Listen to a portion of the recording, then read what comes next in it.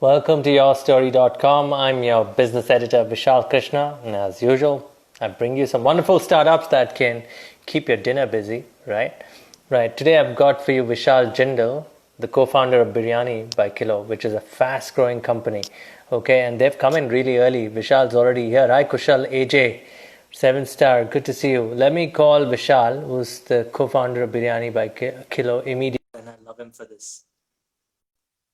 So yeah, our guest is Vishal Jindal of Biryani by Kilo. He's going to tell us about cloud kitchens. Hi, Vishal. That was quite quick. If I had an award, right, it would go to you because you are the one who's come in right on dot. Everybody else would take probably 5 minutes to get in. How are you? Yeah, good. In Singapore for 8 years, we would cancel a meeting if it's 5 minutes late, right? 5 minutes was all you got. You have a very rich career, and we're going to talk about that. Ladies and gentlemen, this is Vishal Jindal, the co-founder of Biryani by Kilo, the fastest growing cloud kitchen with a niche menu, and that's only on biryanis, right? And biryani is the number one food in India. By the way, they've grown very well. We're here to talk about their story, the way they've built a tech business. They're not just a biryani brand, and a fresh business. It is fresh biryani. It's not microwave biryani that's coming to your homes. Right, Vishal? You have to clarify that with our audience first. I'm just waiting for my turn. First of all, we are both Vishal, so, happy to be on your story. See, when you said only biryani, no, we also have, very good kebabs, kormas, and Oh, great. We are known. If you talk to people in NCR and Mumbai, they call Biryani by Kilo Fini as world famous Fini. So, but I think coming out kitchens and biryani. So we are the only company to make. So I'll tell a bit of my background and I'll tell Yes, you how. please. You have a very rich background. Huh? We have to, he's very young. He looks very young, but he's got a career spanning 25 years or more. And you got a political science degree, am I right? Oh, no. And you've got an MBA also? Yeah, I did my electrical engineering from IIT BHU, and then I did my master's from US. I did my biggest university, and I was an entrepreneur for 10 years in India, Singapore, very successful IT company. But then, part of my career, I moved to hedge funds, private equity, and I was in Singapore for a lot of time. So, investing during my investing days, I was investing in the consumer sector and F&B in particular. So quite fascinated by the F&B scene worldwide. You would see McDonald's with $100 billion market cap. You can have a start closer to, like 70, $80 billion market cap. Chipotle's, quite Domino's in worldwide has given very good returns to investors, even much better than some of the tech companies in the last 10 years. And I always used to wonder, why don't we have Indian F&B chain in India, pan-India and worldwide? Like Jubilant Food, which is a 4,000 crore company, runs like 1,300 Domino's outlet in India. Correct. Same even for KFC. But see, we might have, very good F&B companies in Hyderabad, but they pan-India or worldwide. Similarly, for a lot of North Indian in Delhi or Bombay, I really love Swati snacks in Bombay, but there are 3 outlets in Bombay, right? Same for so many others. So I always used to wonder why we cannot scale. And a lot of private equity companies did invest in a lot of F&B companies. But see, there are 2 problems in India. One is the very high rentals. So rent as a percentage of revenue is very high. Second, this is a worldwide problem. It's a very high capex. So when you put a capex of 1 or 2 or 3 crores in a restaurant, even if you do 50 lakhs per month business of 5-6 crores, it's very difficult to get your return back on the money. And even, God forbid, out of 10 restaurants, if 2 or 3 close down in 2-3 years, whole of investment or the returns of the other restaurants are gone. So 5 years back, when I was looking around and investing, I've been a student of this food industry worldwide. So we were studying in US, which is a food discovery platform, or Grubhub, Seamless, which is a delivery platform, or a delivery hero in Europe, or Just Eat, or Yamak Sapeti. So what I realized is that food delivery is going to be big, and Zomato, Swiggy, and a couple of other food delivery players. By that time, we didn't know who was going to be more successful. But we knew one thing, that there's a lack of big content players in here, the kitchens, which can give the Correct. same consistently India wide or worldwide. And biryani, see, burgers, we have worldwide leaders, right? Be it be McDonald's Yes. or in pizzas, we have, Domino's, Pizza Hut, and so many others. But biryani, we don't have biryani is India's heritage, and it's a very delivery friendly category. You can eat it after a few hours also. It has carbs like pizza, rice, it has meat, it has vegetables, and on top of it, it has flavors and aroma which a pizza and burger doesn't have. And I wondered, like, why don't we have a biryani chain? And I was looking for, then I found Kaushik Roy, who's my co-founder. He's a veteran from F&B industry, very illustrious career, and Mm-hmm. and he had some ideas in mind. We joined hands, and we said everyone else, what they are doing is they are making biryanis in 10 or 20 kg pots and freezing it and just sending Yeah. it when the comes, just reheating it. We said we'll bake biryani fresh like pizza on every individual order. So that is a USP. And it took us 6 months of work to say कि for every, after the order comes, we dum cook the biryani in the handi and we deliver it in the same handi to the customer. So initially when we were doing it, it used to take us 2 to 3 hours to deliver. And we still have a lot of orders. The first outlet was in Gurgaon. So then over a period of time, now 4 or 5 years, we can, dum cook the in biryani in the handi with a lot of processes, systems, tech in 30 to 35 minutes with the authentic recipes and deliver it within an hour. But I want to know that journey. This is so interesting. It's like I mean, you were right. You got to all restaurant owners pay a lot of rent. Scaling up a physical restaurant, across multiple locations would be difficult. So when you set this up, right, it was one kitchen serving Gurgaon at this point of time. And how did you go about standardizing the processes? Because you guys come from the private equity background, right? And one of the co-founders understands F&B, right? How did you manage to create standards in technology, in process, and in food taste? And that too fresh food, huh? You make it on the order. That yes, is even more interesting and it's even more complex. I want you to take us through that journey, please. no, it's very interesting. So 2015 May we started, and I'll give more credit to my co-founder for standardizing it and other founding team. But we were very sure if we have to grow this business. I came from a very good PE hedge fund and a successful entrepreneur before that. So we were not doing it for one or two outlets. We were doing to create a vision for a $1 billion company here. So we were very clear from day one that we will first invest in the back end before we invest in the front end. So it was months of work where we took handis, and we were so. But finally, what we said, the final output has to be that this biryani can be made by anyone in the world with a few days of training, and that person Yeah. can be a 12th or not even a graduate or a 10th pass with some inclination towards cooking and kitchens, Mm. process driven assembly line, process driven with the tech enabled kitchens where you have timers, beepers, and like uh, all the paraphernalia and the, but more than anything the SOPs. So we don't have cooks in our kitchen. It is although we use the rice, which is 2 years naturally aged premium basmati, one of the most expensive rice. The We have our own in-house butchery. We don't trust people to take, we don't own butchery. The spices are handpicked from suppliers in Kerala, Lucknow, etc. But the processes are very very standardized. So what biryani you'll eat in Indore or Pune or Bombay or Ludhiana or Jalandhar or Kanpur, Lucknow, it's the same. The same kebabs, the same kormas, the same salan. So that standardization with a lot of technology and hard work, and but there, I more than anything, if I can say, it's a mindset. How you hire your people, how you train them. So we train compulsory, mandatory everyone at least for 15 days before they go to the floor, and then they are given Nice. trainers so that they can keep an eye on them. And then there is a regular audit process, a very stringent audit processes. Mm. We have audit team, quality control team, where they're continuously auditing the kitchens and the new people, and there's always a mix of old and new people. But so I think to answer your question, we were very. It's also the mindset that you have to create those SOPs.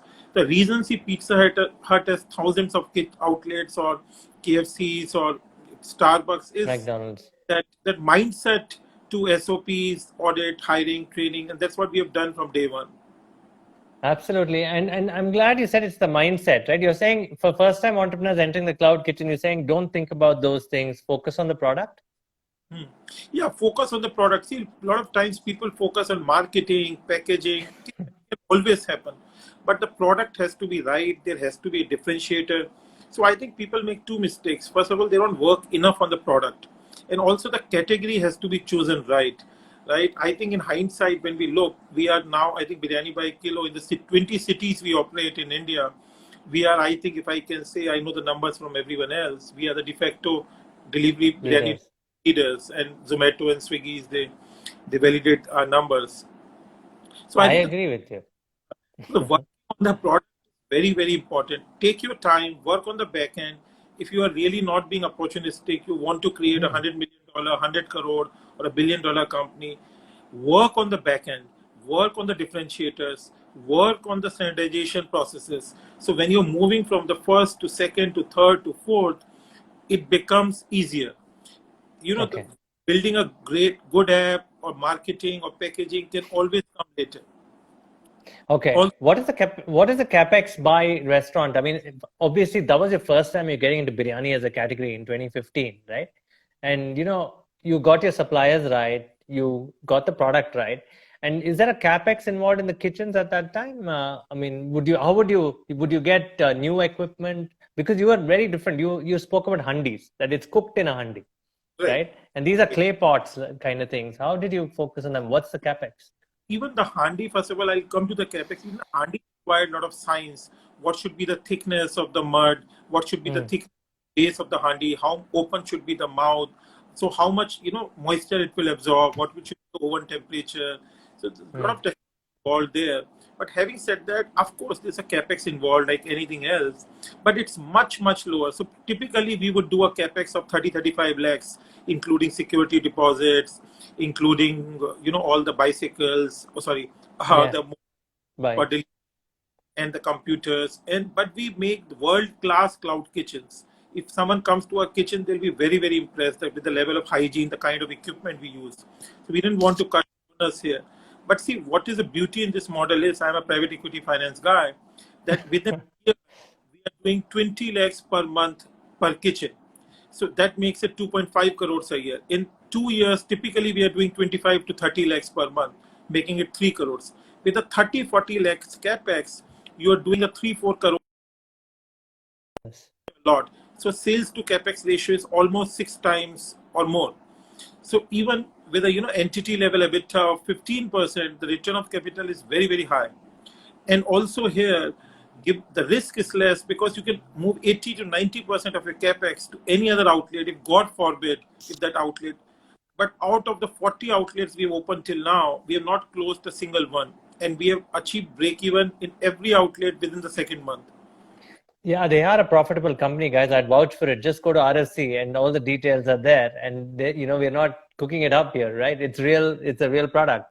And by the way, they're close to 100 crores. They might get to 500 crores, 1,000 crores very soon once the lockdown's over. And that's the bet. A lot of founders are asking me now. This is Dhanashree who says, how do you manage the same consistent taste across every kitchen, across every city? So I think I will again repeat, it is first of all more than tech, more than anything, it's a mindset.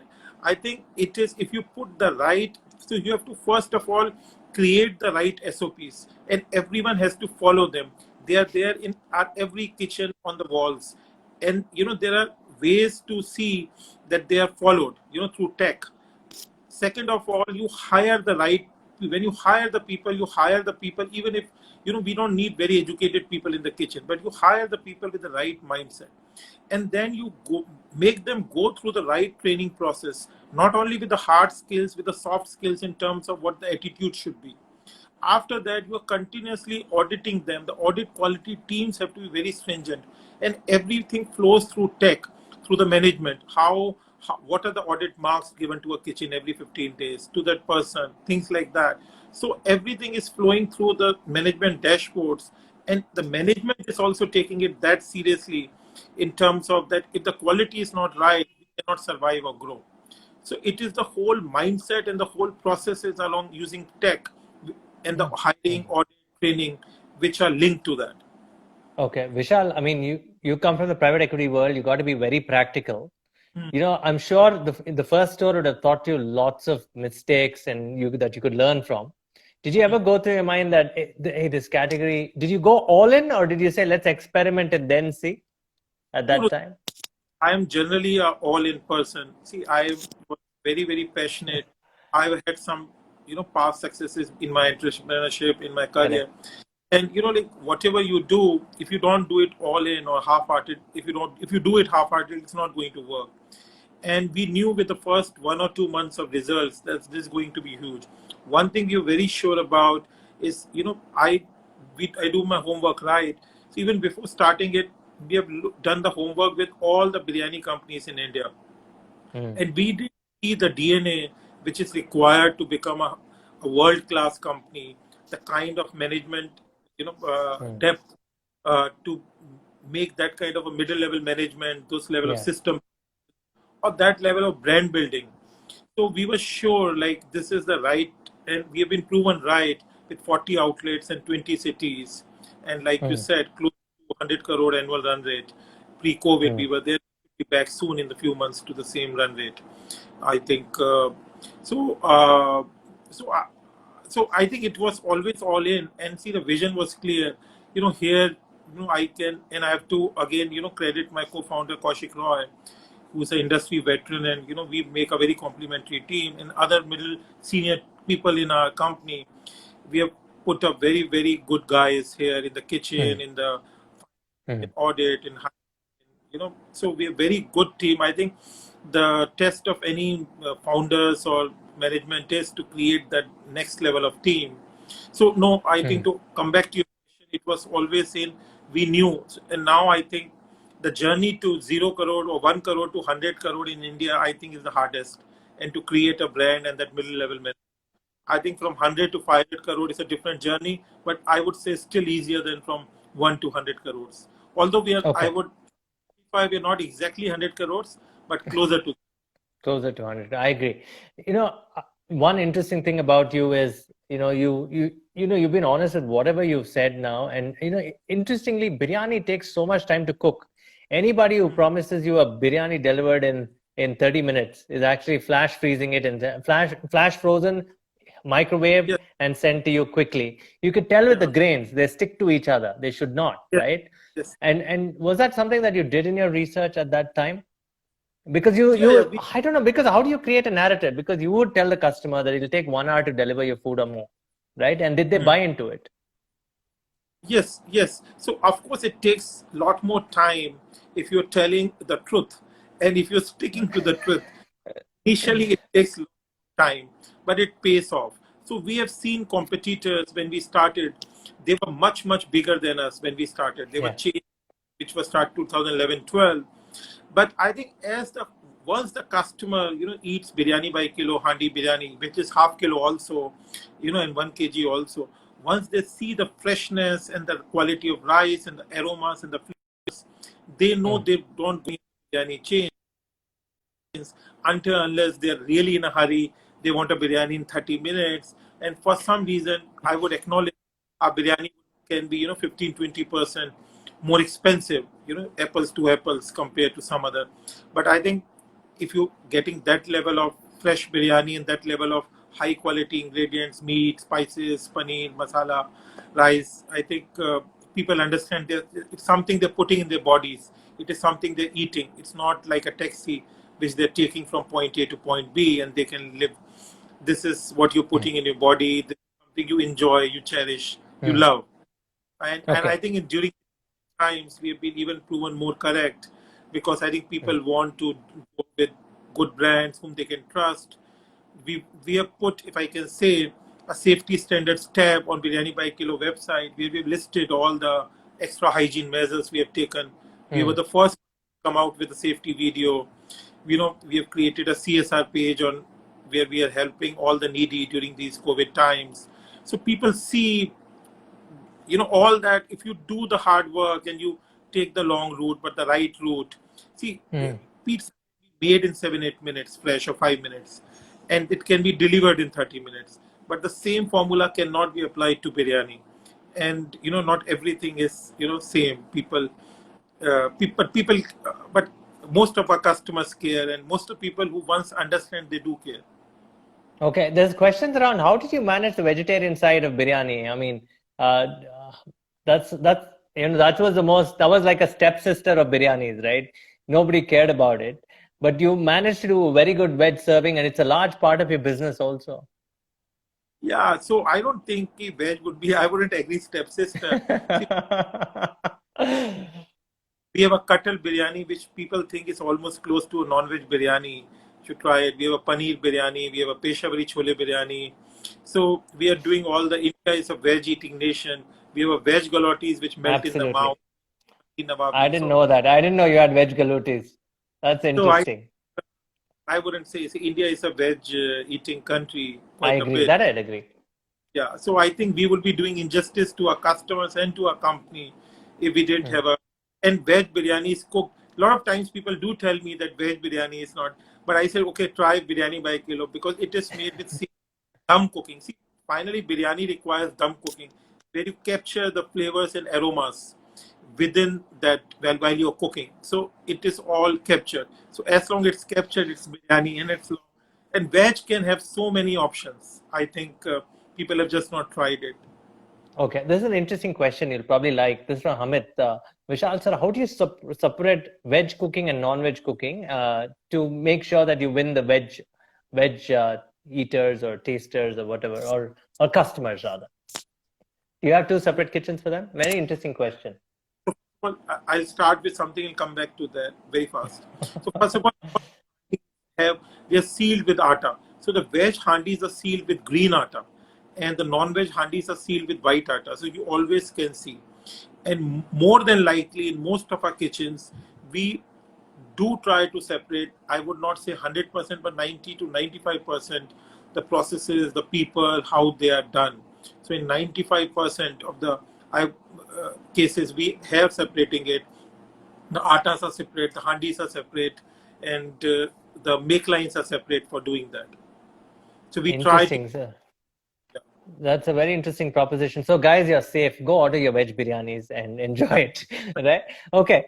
Okay. How do you manage non-veg suppliers and suppliers of commodities, fruits, vegetables? I mean, you're talking about dry fruits also that go into biryani. How did you go about getting the best suppliers across India? And do you go through an agent when you're a startup in 2014-15? How did you manage it? So first of all, I again like to give contribution or much credit to my co-founders and the senior teams like Kaushik, so many of the other people, because they have been in F&B industry for 25 years. They had all the connections, and I was very sure I can do the strategy piece, marketing piece, finance piece, but the operation piece. These guys, they were very well connected, so we had the best supplier. ERPs, best technology, because they've been working on it for years. We always had that. But I'll tell you, like here, what is important is you can have the most stringent and standardized processes. If you don't have the standardized vendors, it will not work. So what I'm saying, let's say when we are taking rice from the most, like from Dawat, one of the most premium, and we are taking the best rice, which is almost like 200 rupees kg retail price. Wholesale we get a little cheaper, but very expensive. So it's standardized. So same for milk, same for everything. But what is very difficult to standardize is the meats. For spices also, we have standardized it with one of the biggest spice manufacturers in this country, and they source it with our supervision with some of the vendors they source. And but meat is not so easy to standardize. So that's why we have our own in-house central kitchens and butcheries, where let's say for mutton, we buy only a 7 to 8 kg carcass, which is a male goat. Sorry to too much details, but we standardize. Same for chicken. So we're very standardized and very well, very well established vendors, because that's very important. You're as good as the quality of ingredients you're using, and also the sanitization. And I've talked to some of the F&B chains. The good founders have all done it. People have sanitized their milk vendors. I've talked to chai companies, which are very big chains in India. Some of the founders are good friends. So the milk even they're sourcing, or the water, is from a very standard supplier. Otherwise, if the milk and water changes, chai changes. Same thing for biryani. If the rice changes, the spice change, or water change, or handi change, so everything has to be very, very standardized. So all that goes into the working of the back end. Sometimes people think a recipe and we can cloud kitchen, but it's standard. It's your commitment to processes, standards, and that audit, hiring, training mindset. And after that, the packaging, branding, app, tech comes. Of course, that. That's an interesting. We haven't even gotten to the app and tech yet, right? We're still here. Did you really say your own centralized butcheries? That's interesting. When you say centralized to each city, or centralized as in Gurgaon and then across the country, frozen? We have one in Gurgaon and one in Bombay. So it can take a few hundred kilometers. So we need few of them in this country. But we like to control as much of the back end and the front end. So because we believe this is not a marketplace model, the food industry. You have to control the experience. So be it back end, so ingredient suppliers, that's not something you outsource. Same, like we get, for almost 50%, at least pre-COVID, almost 50% of our orders on our own website, app, call center, own channels. So we try to be as independent as possible, most on a back and front end. So we like to control, we like to have a say or certain level on a whole value chain. Vishal, I was looking at your P&L and I was stunned with the amount of cash your business has been generating, right? How did you guys ever make mistakes? I'm a bit curious. I mean, maybe your experience has taught you a lot of things, but this industry, no mistakes at all? No, see, of course, we have made a share of mistakes. Everyone, I think people say if you're not falling, this means you're not trying hard enough. So I think every mistake, some people over-invest in tech, some people over-invest in marketing, some people over-invest in their corporate structures or the product categories they choose. So we have made our own share of mistakes. It's not that we made, but I think we were nimble enough, humble enough to be open about it. What we have done is a very meritocratic organization. Not only the co-founders, but the senior team, the management, the whole corporate. So everyone can speak their own mind. People have their own voices. They're empowered. So and we are very open to criticism or to outside learnings. We have a very strong board. So whenever we have made mistakes, if you are nimble enough, I think what we did is the right mindset and choosing of the right category and the right people. But after that, everyone makes this shit, and we have. But like I said, we were nimble enough, humble enough to learn from them and move faster. Okay. Any one mistake that you want to highlight so that other entrepreneurs don't make it?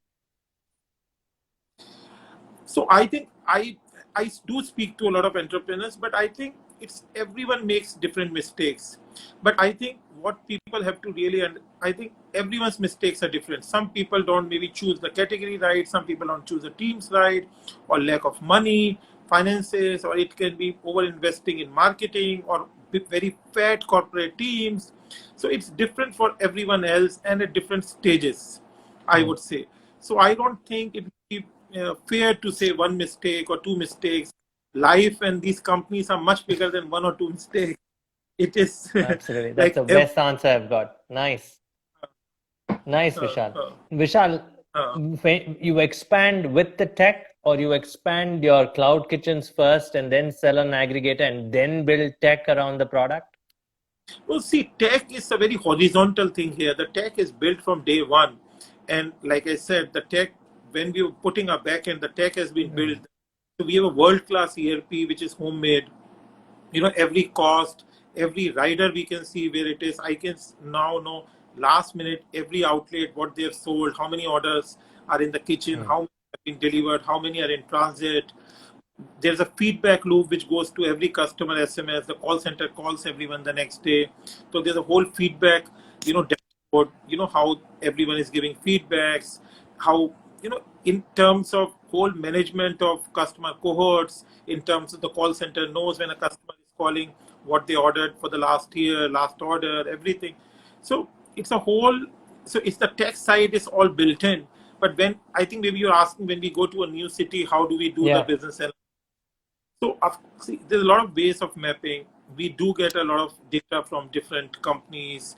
We, do observe companies like Domino's, how many of them are in a city.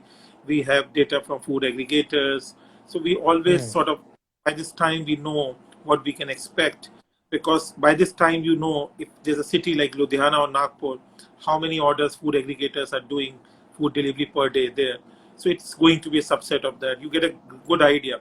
Like a Bangalore typically, might be doing Zomato. The food aggregators might be doing 3-4 lakh orders a day pre-COVID, right? So it's a 3-4 lakh a day kind of a city. Maybe a Jaipur is a maybe 30-40,000 orders per day kind of a city, let's say. So whether it's a 10,000 orders per day kind of a city or 1 lakh or 50,000, and then from there you see how many number of Dominoes, you see some, Nielsen data and other things, and you come to and you do some ground level, old school kind of a for 1 or 2 days, and then quite a bit. But generally, typically, go to a city to just complete it. So, like when we were going to Lucknow or Dehradun, when we were going to Chandigarh, Mohali, people said, it's a butter chicken eating kind of a chicken tikka kind of a state. How do you really sell a biryani there? And people lapped it up because there's no that level of biryani never existed, if I can say humbly, in Ludhiana or Jalandhar. So people understand great product, right? And when we went to Lucknow, people said it's a land of kebabs and biryani. But see, Lucknow, you only have Lucknowi biryani. We have Lucknowi biryani, we have Hyderabadi, Kolkata biryani. We have the best of kebabs, the best packaging, fresh. So, people left it up. So we get a lot of love, business, be it Chandigarh or Dehradun or Lucknow or Bhopal. So I think we are very grateful, or Bombay. Yeah, we'll talk about the expansion per city in a bit, right? You can hear us, right? You can hear us well? Yeah, okay. In terms of your product again, right? I mean, did you get a few chefs to first do an R&D on the product? Is there a constant R&D on the biryani? Because everybody just thinks it's biryani. We take it for granted. But when you're building a brand, if you look at McDonald's, right? The menus keep changing every year, or every 8 months, there's an experiment in one or the other shops going on, right? Are you open for such experimentation? Are you doing any R&D? Are there chefs for that? I know you've standardized this, but what's happening in the back end in your lab, to speak? First of all, to start with, I think it's because we were doing very authentic recipes, Hyderabadi, Lucknowi. You have to first stay true to the recipe, which has been done for hundreds of years. Correct. So we follow that recipe, and then, like a good tech company, broken it down into infinitesimally small steps and made SOP. That's what we have. So to come to the innovation part, of course, we always, kill some products every year and bring in new products. That's a continuous process, right? But the core of it, let's say the ethos, right, which we are saying will make fresh biryani, like Hyderabadi chicken biryani is very famous, or Katal biryani, or Lucknowi mutton. They always stay at the core. But on the periphery, the items always keep on changing every year to bring the newness, right? We do festivals where, last year we did the festival where we brought the Dindugar Ambur biryani and the Malabar. So, most of the companies only do Hyderabadi biryani. They rarely do Hyderabadi, Lucknowi, Calcutta. At one point during the festival for 2-3 months, we were even doing the Ambur biryani or Malabar biryani. Next time we might do a Dindugal biryani or some other biryani. Right? So, for those of you who don't know where Ambur and Dindigal is, it's in Tamil Nadu. 2 separate biryanis and taste very differently. Different types of rice used. And was it good? Did they sell well in your experiments? So I would say because in North, it's first of all you have to sell the category. A lot of people don't know what are. So unfortunately, right now we are not in Bangalore. We should be soon, but after lockdown. But in North, a lot of people didn't know what Ambur biryani is, Malabar. So a lot of people do the category selling. But the purpose was not to really have very high volumes, but to, make people realize the different kind of richness of Indian heritage and what we have, like to bring newness. So, like a mutton galotis, veg galotis are always at the core.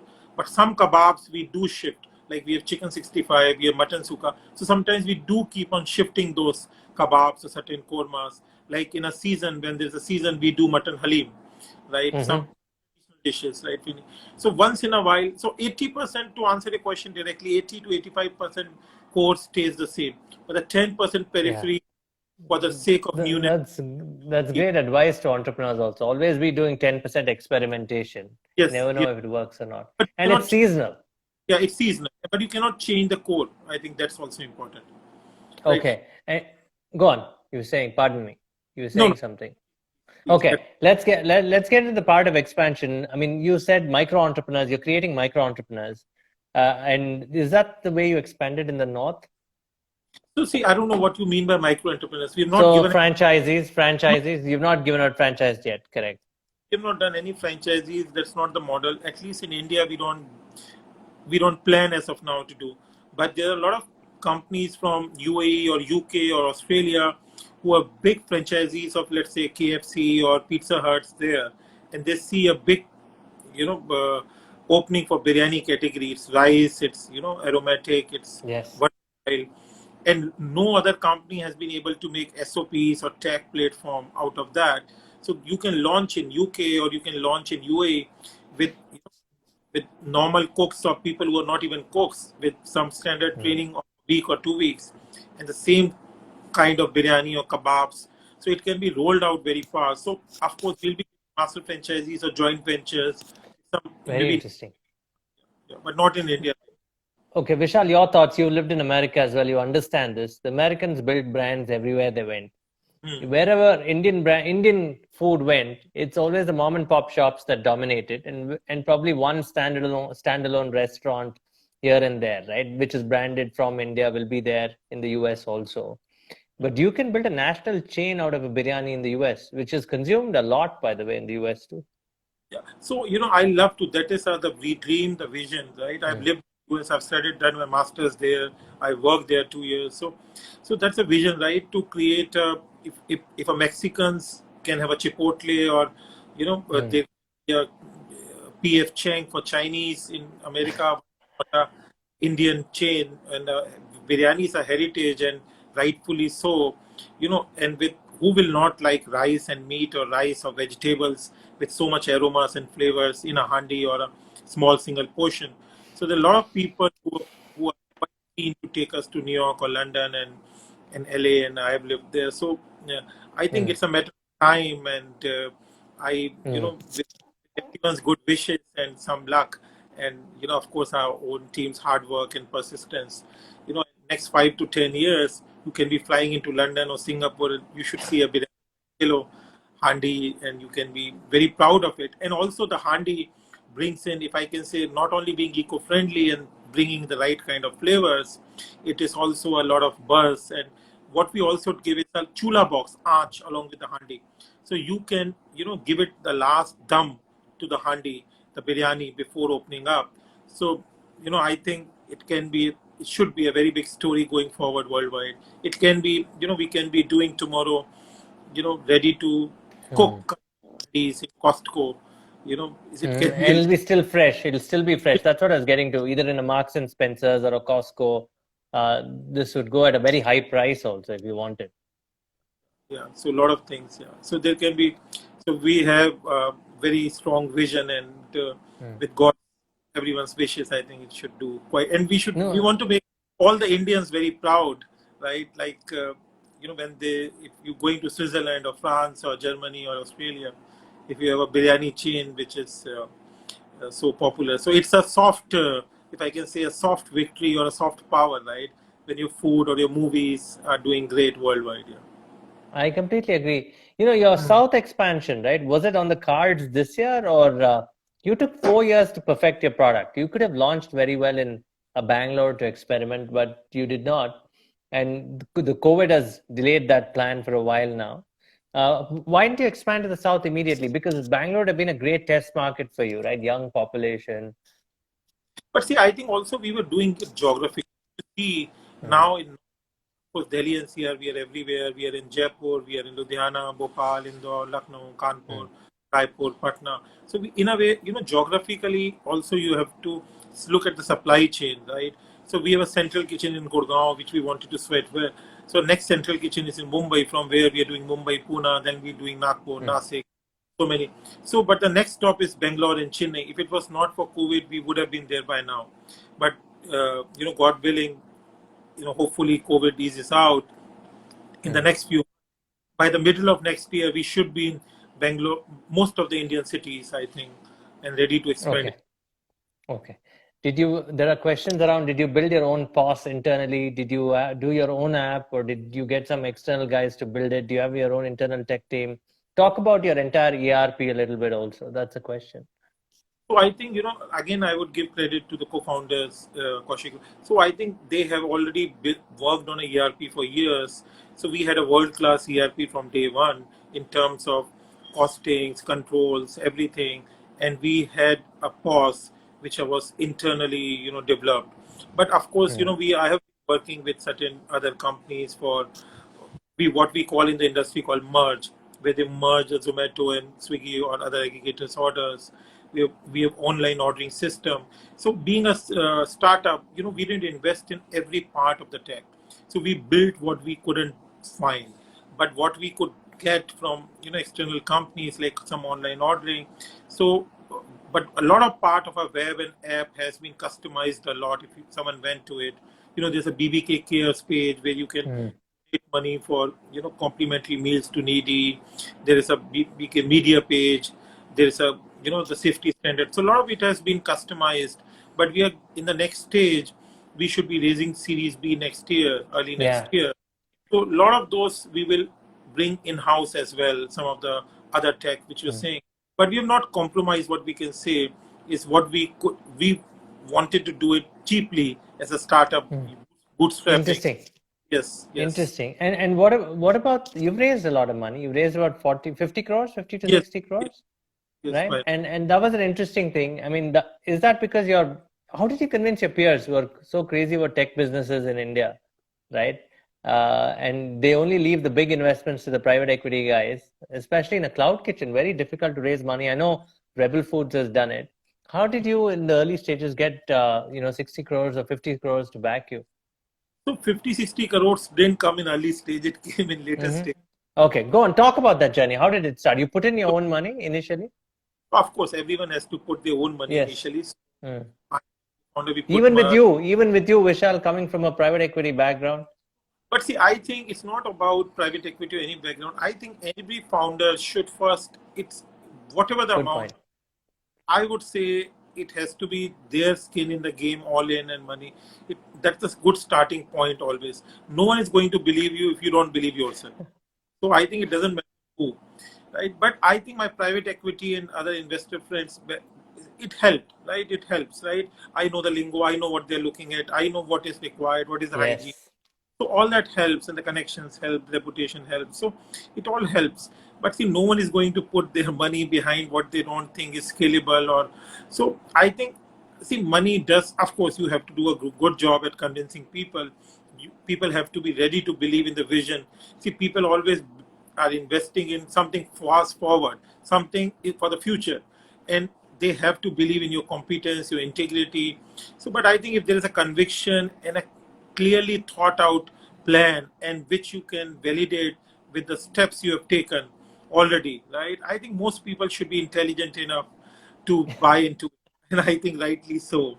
And investors generally are smart people, I would say. And Vishal, cloud kitchens are here to stay. Is that the reason why a lot of money is coming into India at this point in time for cloud kitchens? So I wouldn't put a general sweeping statement like cloud kitchens Mm-hmm. are here. There'll be, Okay, then differentiate. Why is the buzz around cloud kitchens happening? I mean, I know the media will always, write about things and use buzzwords, but you want to tell our audience, what the product of cloud kitchen can mean different things for different people. yeah. So let me say for the initiated or maybe people who don't know, see, cloud kitchen, we are saying it is a kitchen without a serving area where a customer cannot come and sit and eat, Yes, but it's a there are no kitchen, covers. Yes, no covers. So it is.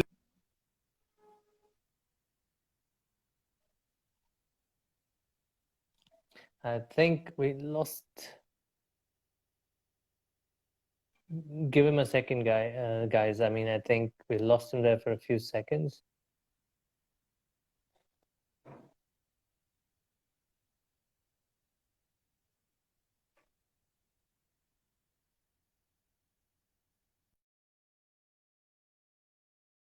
I think he just dropped. I think he just dropped. He's going to come back in a few seconds, guys. Great questions, by the way. I must tell you, we're going to ask him all these questions that you asked. I'm going to go take Priyank's question, Partha's question. I have everybody's right in front of me. I'm going to ask it. I'm going to wait for him to come back. Give him a sec, guys, for him to come back, right? So, meanwhile, what do you think? I mean, go try Biryani by Kilo, right? It's an amazing biryani place, and I've heard so much about it. You should check it out. They're in 20 cities in the north. Keep your questions flowing. I'm going to wait for him to log back in. So what's up otherwise? I mean, in the startup world, what's going on? I, for one, am writing a cloud kitchen story next week, so watch out for it. Everybody thinks that's the future. I was talking to Amulik, of course, of Chai Point. He's already got 20 cloud kitchens. There's a business called Kunosh that's big in Bangalore. There's a business called Lore that's big in Bangalore. A lot of experiments. Bigger, yeah. FP head on Insta Live so they can find these bugs. Yes, I must ask the Facebook India head or on Insta Live. Oh, I didn't understand your question, but you got to tell me. How about all-night kitchen? All-night kitchens are around in Bangalore actually, but they're slightly expensive. By the way, guys, I mean, check out, there's lots. I mean, apart from Biryani by Kilo, I think India is experimenting on food big time, right? Let's wait for Vishal to join back. I think you guys have asked some wonderful questions. I like the fact that rent, Pay to is a good business, Yuk. They've been around for a while. I think rent, the only big thing about cloud kitchens are that you don't have to pay rent of 22% on the revenues. That's what landlords charge you. 18 to 22% is usually the rentals sometimes that people charge you, and that's why restaurants don't scale, right? Is there a bubble of cloud kitchens? Yes, there will be a bubble of cloud kitchens because everybody's getting into it, but everyone's bullish on it too. Can you talk a little about how to price the product in a cloud kitchen, some costs which will address? I'll ask him the moment he comes back. I'll ask him how does he do his pricing? But like he said, he studies dominoes. He studies, by dominoes he means that's probably an affluent area, upcoming area. Maybe it's new real estate, a lot of young people. And by the way, you have to remember, biryani by kilo is probably half kg biryani and 1 kg biryani, right? And their pricing is about 600, I think, or 450 upwards. So that's how they look at it, Rajdeep. Can you give us a background on how you approach writing a story? How do I approach writing a story? Simply put, okay, there are three ways. I have a 20-year career. So one is I meet so many people and I start trying to find trends. Can cloud kitchens lead to brands? Can brands lead to, something like connecting with retail, like Mr. Vishal was mentioning, right? Can he also sell it on Costco's as a ready-to-cook kind of thing? I find these trends. That's how I approach a story. That's me. But then I write about entrepreneurs too. Entrepreneurs like you who have scaled up the business, and then I go and say, okay, you guys have done something well, or even if it's an idea stage, I champion them on your story. And by the way, your story is a platform that supports you guys. You guys should make use of it. I think he's here. There he is. He's back again. I'm going to call him back. Vishal's back again. 1 second, guys. Thanks for your patience. So, yeah. Hi, Vishal. Yeah, I'm really sorry. Don't be sorry. No, don't be sorry. This is work from home, and I understand that our networks fall. Connection is something which happened, I think. I hope it doesn't drop off now. So don't worry about it. I'll wait for you. There are so many questions, you wouldn't believe it. One thing is there's a lot of good karma on you. Everybody has tried your brand. Many of them have tried your brand. They love it. Some of them want your brand. They want to know what cities are you in at this point of time, right? You want to move to the audience question right away or quickly? You were in a point where you were talking about, expansion and all that, and when you dropped off. So I think, like I said, we are in Delhi NCR, 16 outlets. We are in Jaipur. And what we also have a strategy of doing one dine-in outlet per city for brand building. So in a big city like Delhi or Bombay, we will first put 8 to 10 delivery outlets before we go for a dine-in. In smaller cities like, I would say tier 2, if not smaller, Jaipur or Chandigarh, we do put a dine-in, a small dine-in. because the rent there is not so much. And people, first outlet, if you build in a city tier 2, people want to trust it. Also the consumer behavior is a little different, where people have times, the traffic is less. So 10% of our business comes from dine-in, but 90% is delivery. So delivery is the main engine, but we do put some. So cities like Jaipur, Ludhiana, if people are visiting, Kanpur, we have a small dine-in, which is almost like a fine-in, not like a fast casual biryani joint. People should enjoy that, and that is the whole. And I think we're in Bombay, Pune, and Calcutta and Bhubaneswar outlet is almost ready. They were ready pre-COVID. It's just that uh, that just COVID happened and we couldn't open it. They should be opening in August. So we should be expanding a lot in Bhubaneswar, Calcutta. So we would have covered the north and the west and the east, and then the south remains the biryani capital of India to be conquered, to be loved. I think we're looking for there. And also what we say is, like in south, people might have a great Dindugal or a Hyderabadi biryani, Ambur. Ambur biryani or Malabar. But see, we have a curation of biryanis, different, and we have the USP of making fresh biryani from the best ingredients in handi, eco-friendly, and the best kebabs, which sometimes you don't get in south. Best kormas, mutton, yeah. So it's a nizami. So it's a whole package. Tell me And about that. The yeah, kormas of Delhi, if they come to the south, I think there'll be a good victory for you. yeah. So, who's to challenge the biryani big shots in Hyderabad strategically? Maybe. See, in Hyderabad, the biryani market is very deep. So there might be customers who are eating biryani 4 or 5 times a week. So the customers in North might be eating biryani few times a month, which the Hyderabad customer might be eating. So there might be more competition in Hyderabad, but it's a deep market. So we can still do great business, and there's a place for everyone, because when it's a biryani loving place, be it be Hyderabad. So if we have giving up of biryanis, a gamut of biryanis, which not only Hyderabad, but Lucknow, all Calcutta, and during festivals, even Ambur or some other biryanis, and the kind of kebabs and kormas. I think, and it's like I'm repeating myself, done in a eco-friendly way, the USP freshness and everything.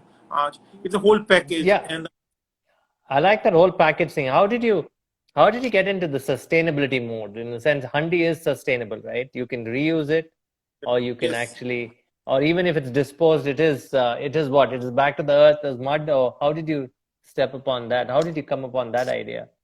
So no, I think so. Again, giving credit to all my co-founder and the founding team. Everyone came. It's not me who came up with the idea, but the idea, like, we wanted to stay eco-friendly. We wanted to cook it the way it is supposed to be, dum cooked in the handi, delivered into the handi.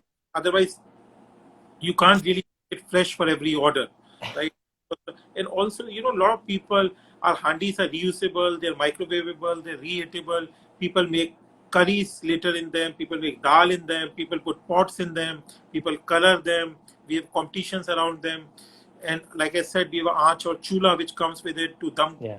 the handi. It is, and you don't really have to, people, the bachelors or young couples are having parties, they can have few of our handis and just serve from those handis the food, the kebabs, and they don't really have to clean the vessels, anything.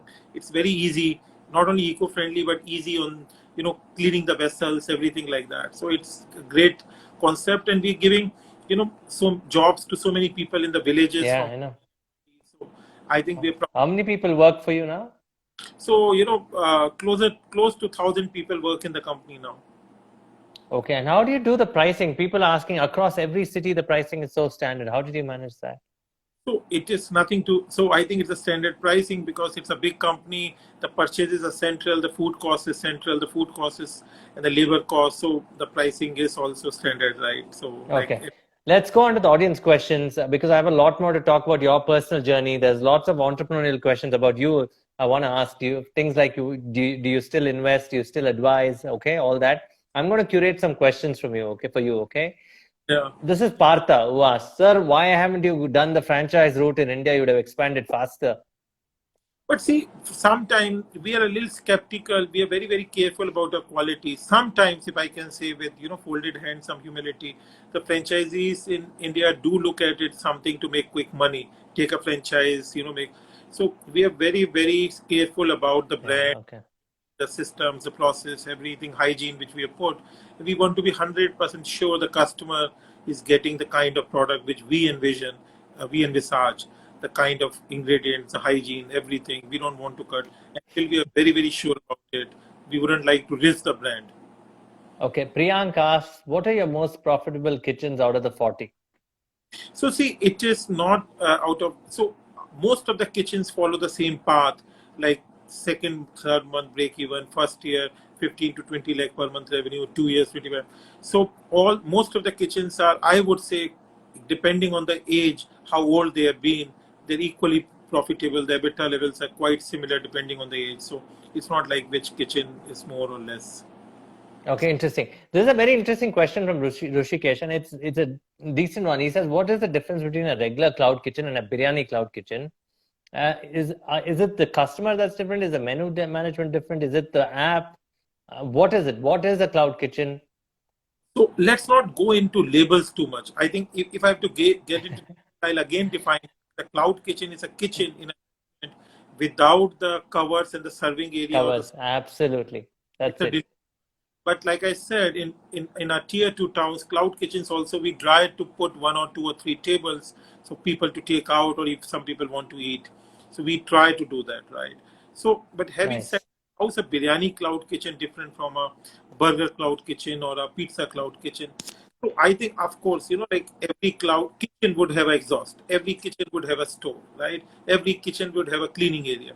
But the equipment will different, what you need. For a Chinese cloud kitchen, they might require a different kind of stoves to cook or different kind of vessels, right? Biryani, a certain different kind of ovens or different make lines, right? So depending on the product, it's like you're saying how is one factory different from another. So cloud kitchen, I think in a generic way is just a restaurant kitchen with no covers, but a restaurant kitchen, a Conti kitchen will be different from an Indian kitchen to a Chinese kitchen, depending on what you are cooking, what kind of equipment, the ovens, the make lines, the gas stoves, how is it different? How are the freezers different? How are your chillers different? How you want to design it? How tech friendly it is? So I think that's so it'll be different for That's a good answer. That's a good answer. This is from Dhanashree, who wants to know what are the key tips for entrepreneurs that you'd give, regardless of the industry that they're in, based on your investing experience and your starting up experience. So I would say, although the answer would be a bit generic, but I would say I think first of all, really know what you want, right? It can be something very serious. It can be something not so serious. Not everyone starts with the idea of $100 million company, 100 crore, a billion. You can be just trying to make a living, right? And what is I think should tap into your emotional energy, if I can say a little philosophical. Everyone is passionate about different things. I was at that point very passionate. I'm always been passionate about consumer businesses, F&B business. So my emotional energy will be, very, heightened, or I can tap into it when I'm trying to do. If I'm, let's say, some people might be very good at B2B businesses, SaaS businesses, tech businesses. What makes you go, right? That is very important. What makes you go? Be it a consumer business, it's the tech business, it is a, let's say, a fashion business. It is maybe fashion makes some people go. I'm not so concerned about fashion, let's say, right? Maybe so so somewhere it is you have to tap into your passion, your emotional energy. I think that's very important because a lot of energy is required to run a startup. Number two, I think you should not only know your strengths but your weaknesses as well.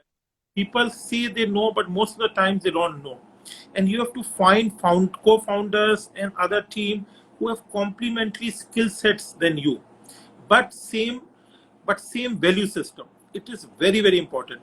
The value system has to be same, I think, but the skills have to be complementary. Like my co-founder and other people, like I'm a strategy, finance, marketing. Kaushik Roy, he's an ops guy, he's a tech guy, right? So it requires a different level of complementary skills to make a team. Second thing. Third is I have to go slow in the beginning.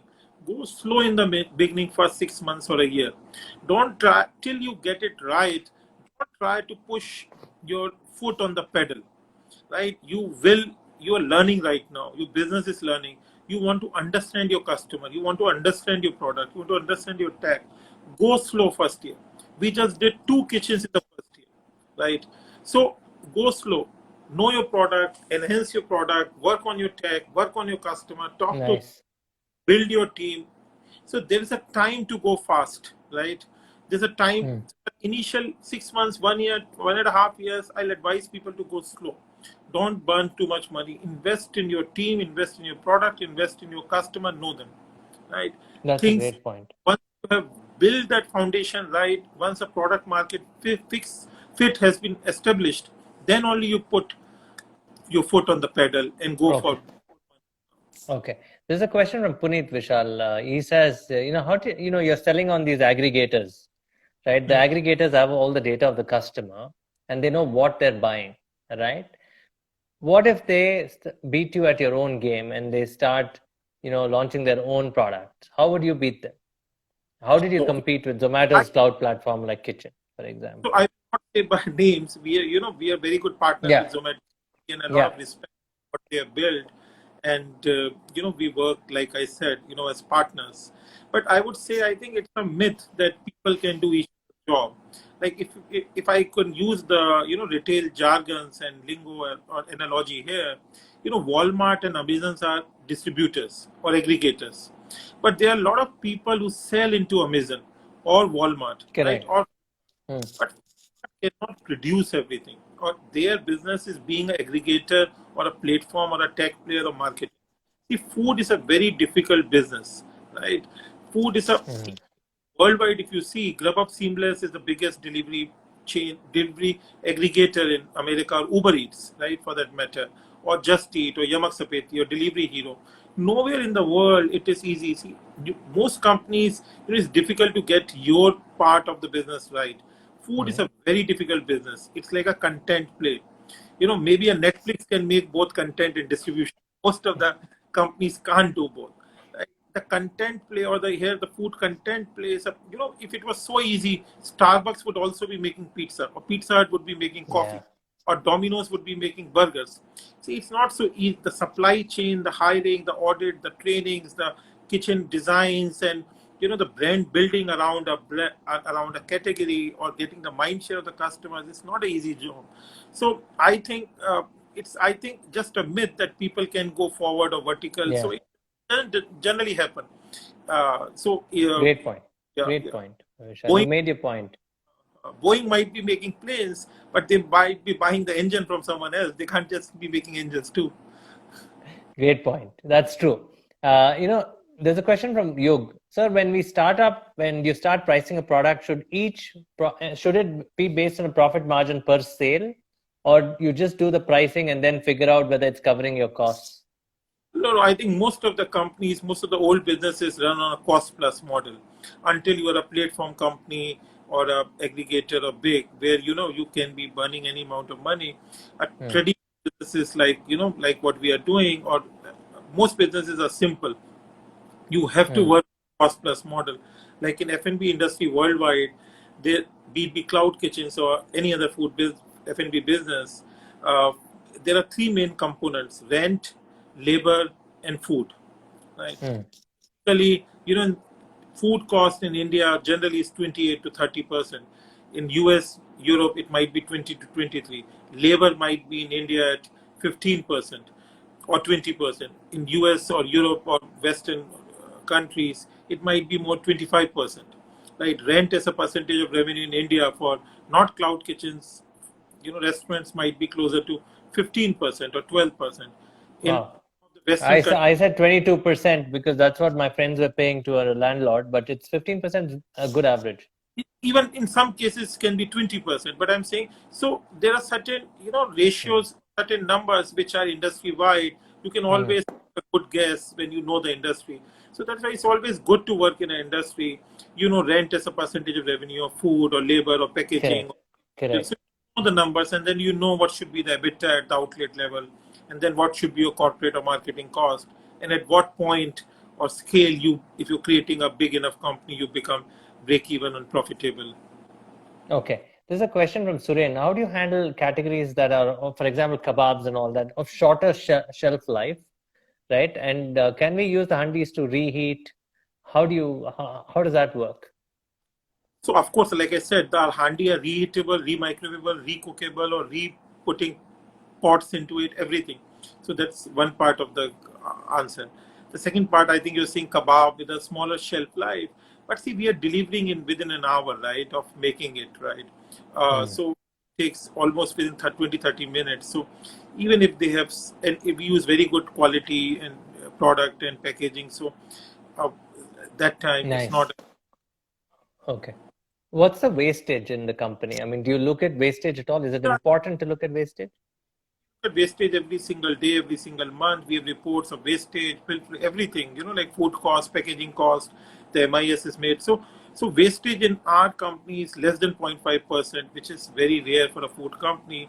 And it is also because of our very good ERPs and also mindset. And more than anything, we, like I said, we make on order. Like only when we have made food in advance. So when the order comes, the biryani starts getting made or kebabs. So that's why it's fresh. That's why we are taking 1 hour to deliver.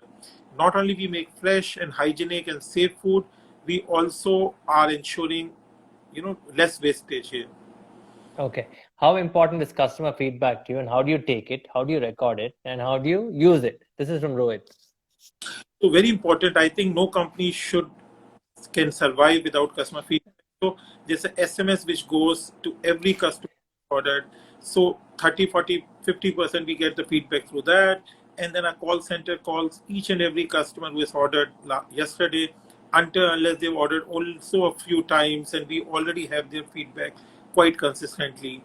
So, and then we have a feedback dashboard which the management can see outlet wise, product wise, delivery wise, food quality wise, service, every, by every criteria. So that dashboard is very, very important to look whether any outlet is lacking in terms of food quality or service or delivery or any other aspect. And then we look at it and the feedback tells the story. That's from the customer side. And then we have internal quality and audit teams which are giving us the story from the inner side. So we get the feedback from both sides. Okay.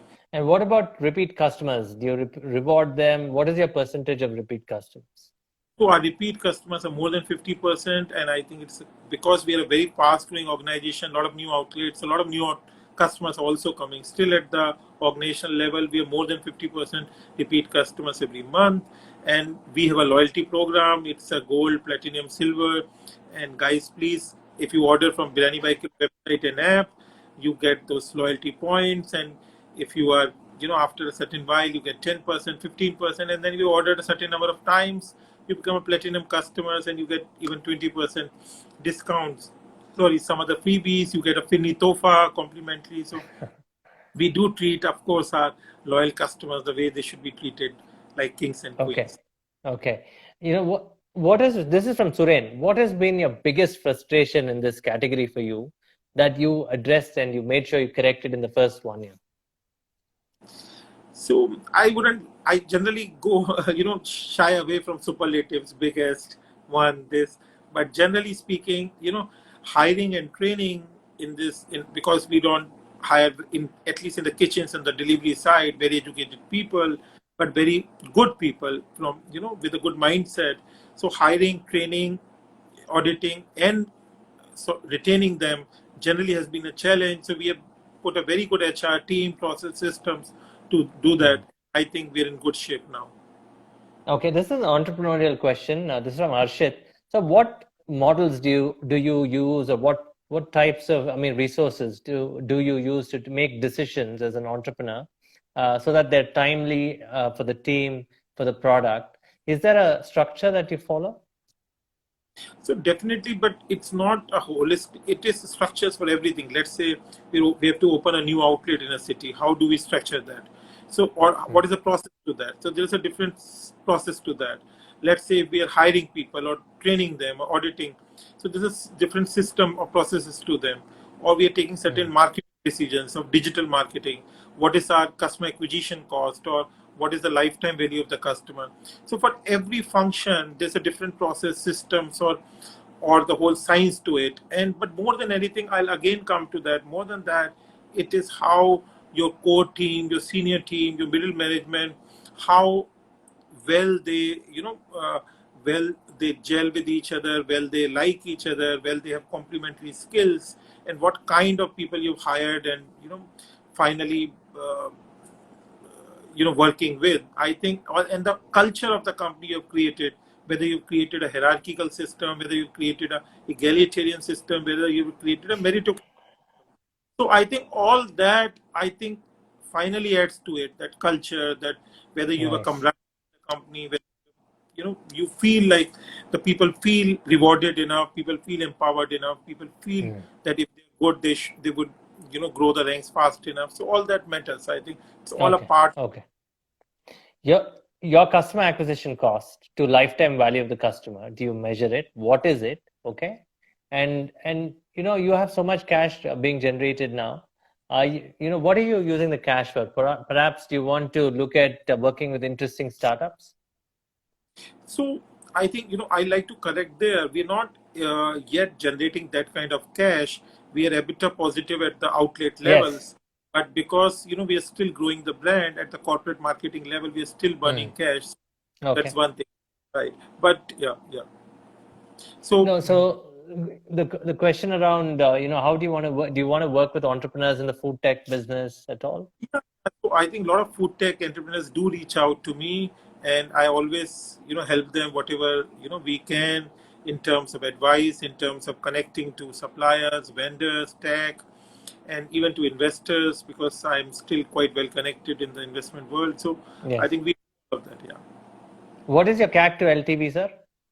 What is CAC to LTV? Yeah. So I think, first of all, do you have that? Do you measure that? Do you measure that at all? Of course, we measure everything, and I think it's a very, we measure all. So I would say, our CAC, I think people will understand. I don't want to answer it so directly to make it a ratio or a number, because it will not have significance for a lot of people. I like to maybe take 1 minute. Yes, please. So let's say our customer acquisition cost is closer to 200 rupees or 250 rupees, I think closer to that. But our average order value is 900 or 1000 rupees. So in a way, if in our case, LTV will matter less, although, we have a very high repeat rate, because our customer acquisition cost is 200, 250, our AOV is closer to 1000 or 900 rupees. Our gross margins would be 60%. So we have recovered our customer acquisition cost in almost much more than a customer acquisition cost in one order. Our AOV is very high. Correct. LTV is much higher, much higher. I don't want to really quote that number for a reason, but it's very well said. Yeah. So how many startups can actually look at it? That's the way you price a product also, no? So some people who want to understand this, you have to see it in terms of your average order value and LTV, but average order value also matters a lot here. Okay, great point. There's a question from Flash, and he says, do you want to be dependent on the aggregators? Do you see your app-based orders increasing over the long run? So I think dependent is a wrong word. We are all interdependent, and I think we have a lot of respect for the food aggregators, how they have grown the food delivery business in this country and worldwide. So no, it is like a very symbiotic relationship. Like I used there can be now, in terms of OTT channels, there can be a Hotstar Disney channel or a MX player, but someone else can be providing content, right? Same for Walmart and or Amazon. Someone can be providing the products here. So I think it's a symbiotic relationship, interdependence, I would like to say. And I think both parties have good mutual respect. And of course, we get a lot of orders on a web, app, call center, and also the outlets, like where we have certain dinings in certain outlets. So pre-COVID, at least, the numbers are a little different now, and they should go back to the same, closer to 40 to 50% or slightly even higher, depending on the month, get it through our own channels. But, we have great respect for the food aggregators. It's a symbiotic relationship, and we provide great content, they provide great distribution, and it works for everyone. Well, I mean, on an average, if you don't want to give me your numbers, okay, they still make 70% of the orders are through these aggregators for all of them, all the cloud kitchens? For a lot of them, yes, but not for us. A lot of them, the numbers can be even as high as 80-90%, because it's key to in your online ordering system, your own website, your own delivery fleet, your own call center. It can be very expensive proposition. So So I think it can be wise for some of the cloud kitchen startups to just go with the aggregator. Can work well. They don't Okay. really. Okay. There's a question from a fan. He says, "Sir, I order." This is from Nitin. He says he's a frequent customer of BBK, and the only thing he misses is in the early days they would call him regularly and ask him about the food.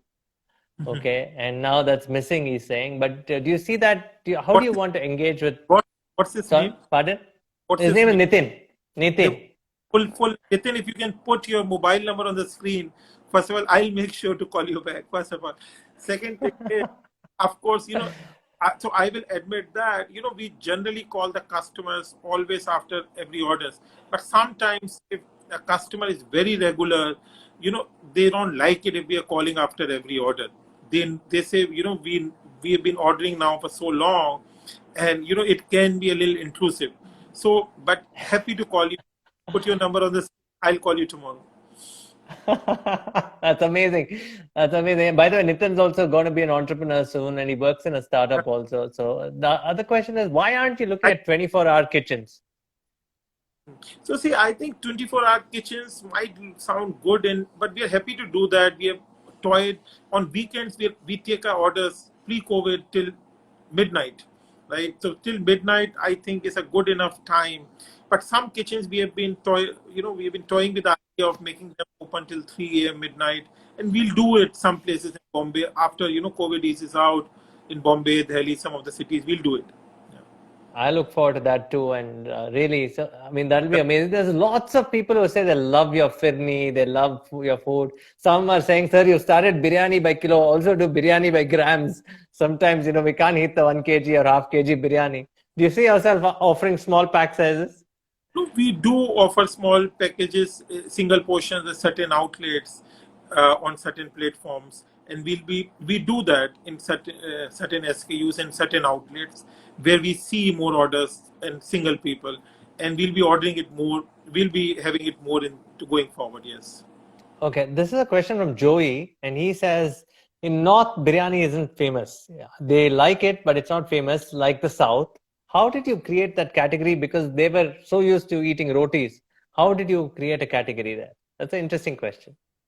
So I again come to that, so I used to, my first job in New York, New Jersey was in a Japanese company, and I used to eat sushi all the time for 1 year. I was working, and Singapore, where I used to live, Japanese. But I always used to think that, so I think sushi is a category of Japanese food here, or kause or pizza. When Domino's came to India, from '96 when they came, Jubilant Foods from 2002, Yeah. 3, they were creating pizza category, right? That's why they're leaders. People used to think pizza is a snack or food for the children, or maybe something they've used. But that's where, like I mentioned earlier in the talk, when we went to Punjab, Chandigarh, Mohali, people said, how would they eat? They will not eat biryani. Or when we went to Lucknow, that. But I think as long as you're giving a great product, you can give a great product in Germany or Australia or anywhere. The people like content, right? People like be a good movie. It can be in any language, right? Amir Khan's movie Three Idiots. It has done very Chinese, right? So how does it matter? People know good content, right? Be it be good movie, be it be good food, right? People then know great food. So it's Vishal, not. you should write a blog on, a category management. Category creation is a very interesting subject. For example, I was just watching Ford versus Ferrari. How uh, do you create a lasting legacy on race cars? yeah, How do you create a lasting legacy with biryani, right? Like you mentioned, pizza was known as a kid's food in the 90s. like People would hate it. The older people hated it, yeah. when you asked them. So how do you create? So I think, and we have learned a lot from Jubilant in India, how they created the dominance. I've been a good student. So I think you have to, and I think it takes time, but as long as, but also I think the other flip side is you are in a nascent area where you can be the leader. Okay, great. Next question. How's your business been post-COVID? This is Anand. How do you see the business panning out as people are not going out? Do you see orders increasing? And how did you manage the COVID by itself? So I think very good question. First of all, I'm very, very proud of the team and the work we have done for the last 3 months. Like, Hmm. we were very careful from day one that the safety for the employees and the customers has been maintained. We were the first one of the first F&B chains after lockdown to come out with a safety video. The measures we are taking. People can go to Biryani by Kilo safety standards tab to see we're sanitizing our kitchen every hour. The delivery bags are sanitized every order. All the outlet employees' temperature is screened and put on website every day for people to see. Anyway, the biryani handi is sealed, so only the customer opens it. We were the first one to put first or second, I think, I don't know, but very early to put a tamper-proof sealed on the bag so no one can open it. So contactless delivery. So I think it requires the nimbleness again and the resilience of the team. People kept working. We came out new training programs. We had new engagements in terms of branding with a lot of celebrities, a lot of people, influencers, a lot of communication. And the team really, really, I'm very, very grateful. And the customers, they knew, I think, that BBK they had that kind of trust. We will never compromise on quality or we will never compromise on safety. And I think, and we got so much love, and we always wanted, during these times, not only to help our employees and customers, but to any needy we can. We always gave out a lot of complimentary meals, people. So I think we are back to 70-80 numbers. Yeah. Okay, there's questions around people want to intern in BBK. Are you guys hiring at this point of time? Yeah. Please, my email is vishal@biryanibykilo.com. Shoot it. I'll forward it to HR. We always look for good interns, good team, good people. Any company is made out of, great people with passion and the right temperament, attitude. Please shoot your email. Okay. A little bit about yourself. You've been around. How do you keep yourself motivated? Such a large, such a vast experience. I mean, America, Southeast Asia, obviously India at this point of time. Now, how do you keep yourself grounded? You said you're a good student. What keeps you motivated, Vishal? So I think, I'll just show something. I'm just sitting here, and if you see the books, there might be, few hundred or 1,000 books in my house everywhere. So I just say, of course, I read a lot, everything. But I think it is the emotional and the spiritual energy, if I can say humbly without sounding that I know more than other people. But I think you have to keep always looking at your emotional energy. What gives you that kick? You have to look at the people around you. You have to surround yourself, if possibly, with positive people. Be the people working with, your family, the friends. Choose your people right. See, somewhere I have read, talent lies in the choices you make, right? And I think it's the choices you make. You have to always tap into your own energy and see what you feel like doing, where your energies are taking you, where, if I can say philosophically, where the universe is guiding you. And, of course, I have my down moments.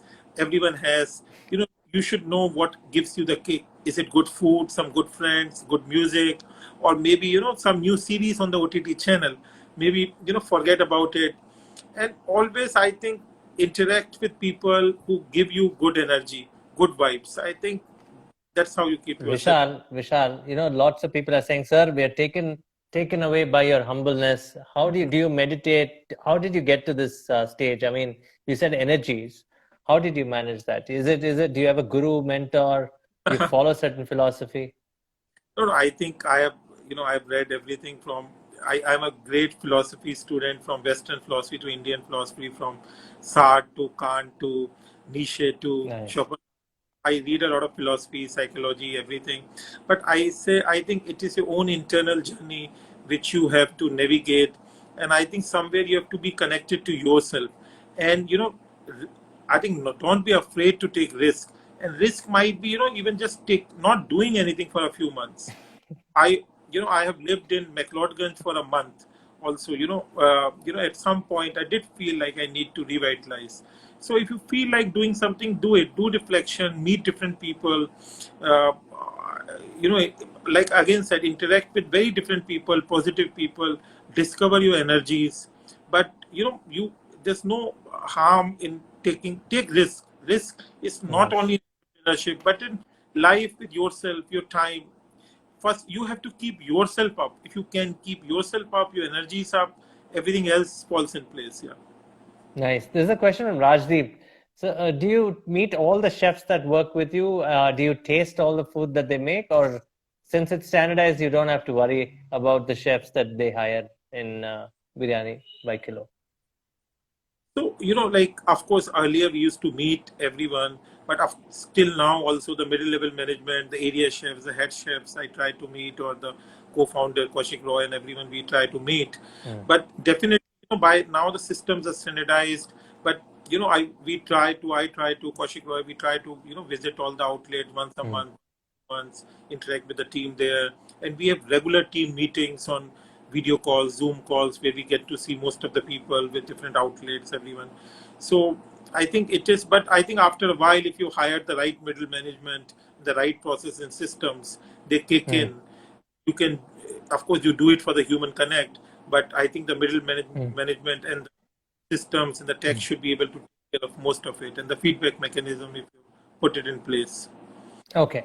Last question for the evening. Three things. One documentary that you'd recommend, two books that you'd recommend, and why would you recommend these? Something in your lifetime. It need not be current. It can be current, but something that you remember and really strongly feel that they should read it. No, I again, shy away from seeing this one book, two books, three books. I'll try to put it on the, but I think like few hundred books I have, but it depends on the people. You can read good philosophy, right? I have a book here, which is, like the story of philosophy, Bible. So I Yeah, live Will in this. Durant. That's an amazing book. That's an amazing So book.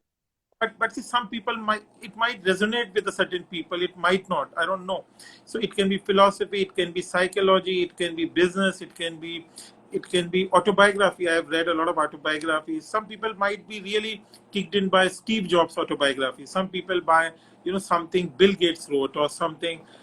I like Robert Greene, rules, power rules. I really Yes. like Yuval Harari. If you have to read one book, you should. As a writer, Yuval Noah Harari, I Sapiens. think Homo Sapiens, I think is one of the best books, or 21 Rules, is one of the best books. You can read Yuval Noah Harari, or you can read about Robert Greene. He likes a lot about power. You can read, Nietzsche is one of my favorite philosophers. You can, or Carl Jung, right? So I think there's so much to say this one book or one documentary. I think it'll be injustice. And what hits Okay. certain people is so different. Yeah. Okay. Sir, you said books on psychology. Any authors you'd recommend? So again, I said, psychology is there's so many, but I think Daniel Kahneman I like, fast thinking, Okay. fast and slow. Daniel Kahneman, he's a behavioral economist and psychologist. I really like his books. Okay. Okay. Quick questions on, what are your thoughts on AI at this point of time? Since you mentioned Sapiens and 21st century rules, from Yuval, what do you You will. think about AI taking over the world? No, so I think it is like what I think Yuval Noah Harari said. We are now all hackable human beings, hackable beings. So a computer or a supercomputer would know our feelings better than we know our feelings or our trigger points, because it's all going somewhere in the digital footprint of whatever we are doing. So of course, like I have driven, the Tesla. You can now drive in US almost driverless without putting your hand on the steering, and like AI is going to be a big reality. And like Yuval Noah Harari says, we are all hackable beings now, so it can be a big threat as well. But I think all technology comes with certain threats. But I think as human beings, we have been smart enough to use them to our advantage. This will be a lot of Yeah. genome mapping to a lot of different. So I think AI is going to be big, from driverless cars to chatbots to everything. I think we have to be ready. So we are doing a lot of automation in our kitchens going forward.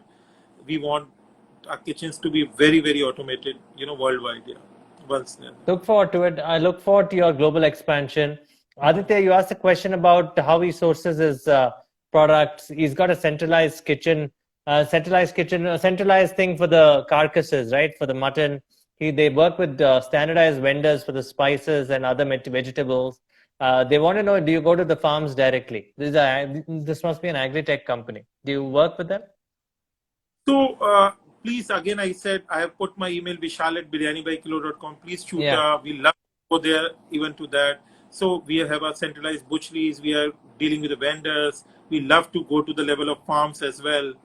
And on a personal level, I have a very, very small farm in near Gurgaon where my wife grows, all the vegetables. We have a few cows. So we are very big on the ecosystem and, from farm approach. So I think happy to take it forward. Yeah, please shoot me your email. Thank you very much, Vishal. You've been wonderful. I'm going to keep in touch and we're Yes. going to do more stories together. People want you back on the show and talk about specific things on a cloud kitchen or maybe on philosophy, some training or mentorship for an entrepreneur. Do you mentor entrepreneurs? Yeah. I think if someone is, of course, like that is the least we can do. I can do, like time we have and we can help people. Please shoot me email. Happy to do so. Yeah. Okay. The packaging and the quality questions have been addressed in the first part of the show, guys, between 9 and 9:25. You can check it out. I'm going to put this on IGTV so you won't lose this interview. And they're going to be promoting it as well. So Arsh, check it out. Okay. Thank you very much, guys. Thank you, Vishal. And We'll see you soon. same here, Vishal. Thank you so much. And thank you for all the love and time and attention and love. And please keep eating biryani by kilo and stay safe. Thank you. We will eat the biryani because 8 years in a row, if you look at any food study, biryani has become number one always. So Yes, thank you, Vishal. thank you. Bye. Have a great weekend, everyone. Thank you so much. Bye. You too. And Bye. Stay safe. do share the video with us. Thank you so much. Bye. I will. Bye. Bye. Bye. Thank you. Thank you so much. Bye. That's a fantastic entrepreneur. He's a private equity investor as well. So, guys, thank you for your questions. Rainbow, Flash, all of you are fantastic. So, what's your plans for the weekend? My plans for the weekend, J4Z, your questions are amazing. By the way, my weekend film or soap to watch would be Barry. I would ask you to check it out. It's about an assassin who wants to be an actor. Right, lots to learn from that documentary. Check it out. Yes, it's on Hotstar, I think, Joy. Right, Nitin. So great questions, Nitin. As usual, I hope your research. You keep researching, so I hope that's going well. We should go connect on a group and talk about it. It's called Barry. Yeah, Barry. Okay, you want Vishal's email, right? It's called Barry. The program is called Barry. Barry. It's on Hotstar. It's amazing. It's Vishal at biryanibyKilo.com. I'm going to put it down. Biryani by Kilo. Oh, 1 second, guys. It's quite long. BiryanibyKilo.com. You can write to him. And there you go. I'm going to pin it now. So write to him. And by the way, Nitin, I'm going to share your number with Vishal because he said he's going to give you a call back. Okay. So thank you, guys. You have a great weekend. And I don't know, for some reason, none of you startups are coming and chatting with me.